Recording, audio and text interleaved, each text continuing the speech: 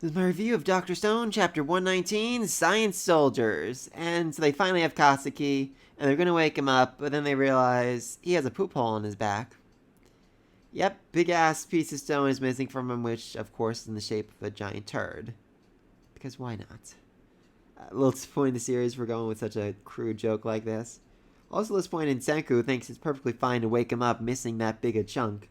And he says, the regeneration is probably going to fix it, but pretty sure that's like a good chunk of his spinal cord right there.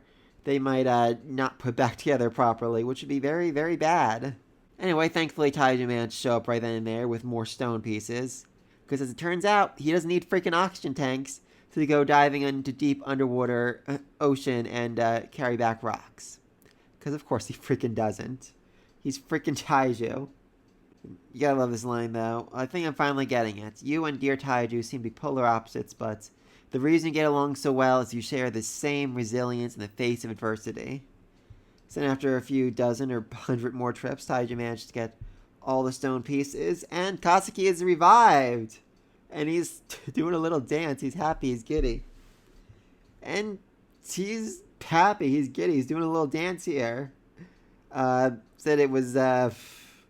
turning a stone was exhilarating, which not wrong. I mean, he describes it as relaxing, which I kind of get. I mean, it's literally a nap with no distractions where you don't age. Seriously, if this becomes common knowledge enough, I could see this replacing sleep in this world. And what's more, the restorative effects probably healed his arthritis and other conditions he's been dealing with because of his old age, so he's quite literally in the best shape he's been in like 20 years right now. And then as Senku explains exactly what he needs built, he gets so pumped up he rips his seaweed pants into nothingness. Which is the reason Senku decided not to give him full clothes, because he realized, yeah, he's just going to rip him anyway. He then falls into absolute despair when he sees how bad the mobile science lab is right now, given the fact that Senku and the rest of them had to basically scrap it for parts. So first thing he does is fix all that up. And then we get to work on the actual drone. I finally figured out what the hell they were doing with the feathers. I thought it'd be absolutely ridiculous to make something like that. Because they're lightweight, they can be coated in a thin layer of plastic and bent and turned to form perfect propellers. Though, thankfully, Senku skips the long lectures on propulsion and dynamics. Because that would take a really freaking long time. Next thing they need is a fidget spinner. Of course.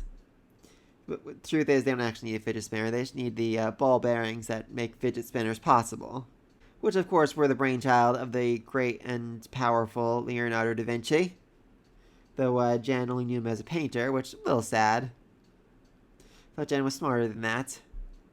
Anyway, you get the ball bearings, which they say might turn to a pachinko machine in 10 billion years or so. I'm not really sure if gambling is the best thing to introduce society right now, but they sort them, set it all up, and while they're doing all this, Taiju manages to return with the final bit of stone pieces. Now, all of their soldiers are back together, as well as one other person.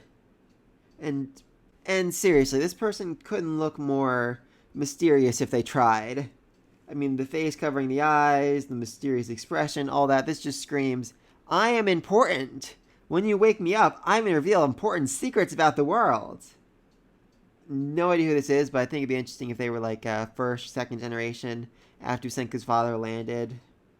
That could be pretty cool. But now they have all of their own people, so that means they can revive them and take over the island. Not quite.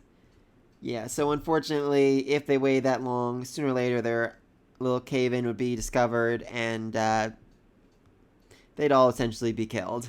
So you need to finish up this drone and get the petrification powder first. Though, that might be a little difficult, as Kohaku has basically already been discovered to be a spy, and it looks like a fairly interesting battle is going to take place with her, but we'll see what happens with that down the road. Thankfully, though, they have managed to create a drone, which I thought was surprising. They actually had to, have it tethered to the ground, more or less, so that it can keep hold of the battery. I guess they haven't really figured out how to make small, portable, lightweight batteries yet, so yeah. Their range is going to be pretty limited here. Oh, also, immediately flung itself right into the wall and shattered into 1,000 pieces. Yeah, it turns out they still need to figure out a way to stabilize the whole thing. So we might still end up getting our lecture on aerodynamics yet. Alright, so next week. I mean, Kawaku has her big battle to do, which... really not sure how that's going to turn out for all of them. I mean, I don't think she would lose in a fair fight against anyone, but if, like, he brings in reinforcements to help take her out, I could certainly see that being a big issue. On the other hand, it's entirely possible that she's going to beat him so badly that he falls in love with her, declares his love for her, and abandons the master, which I'd like to see that. I think it'd be pretty fun. But let me know what you think in the comment section down below. Will Kohaku win? Will she lose? What are you thinking?